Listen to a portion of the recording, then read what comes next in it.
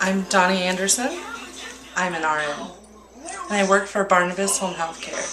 Were you on your way to work that day? I was, yep, actually running late, so it was meant to be. I arrived about 3 minutes after the accident happened, and when I came up to the scene, there was a line of cars backed up, and I could see around that it was an accident, so I just went around to all the cars on the shoulder. Scene, I parked, ran up to the car that was in the road, which was Auna's mom.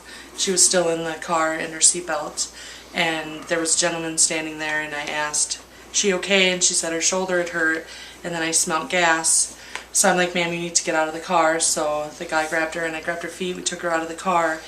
I ran back to my truck to get my nurse's bag so I could do vitals and check her out, and that's when somebody had said, "There's a baby. She's in my car. Will you come check her out?" So I ran to the car, and Auna was in the back seat laying down. So I assessed her. She was breathing and everything, so I ran to my truck and got my stuff, came back, and then started listening to her lungs and making sure her vitals were okay and stable. And then Mom ended up jumping in that car with me, so I sat and took care of Mom and baby until the ambulance came. And I mean, she was slipping in and out of consciousness. You could tell she had a head injury. Auna, yeah. As soon as the ambulance got there, we grabbed Auna, me and a gentleman that was there. I think he was a firefighter.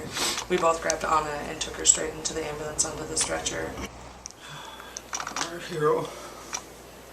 All of you guys are. They called me at 8:41. They told me Auna and Jessica were in a car crash. Jessica, that was one thing she kept saying over and over is, "You need to call Auna's dad, you need to call Auna's dad." She had a left collapsed lung when she had arrived. That's right, yeah, she did have a collapsed lung And then too. the brain bleed, and then she had a broken femur. Femur and tibia. I don't know what it is, but she seems to have head injuries still. Yeah, you know, you can break any part on this body, but the head's just the worst spot to even think about. And then eventually she'll look at me with a smile, and off we go. How am I going to keep this baby safe? How am I going to keep you safe? I don't know what goes through my mind. I cry. I bawl my eyes out. Everybody's been so supportive.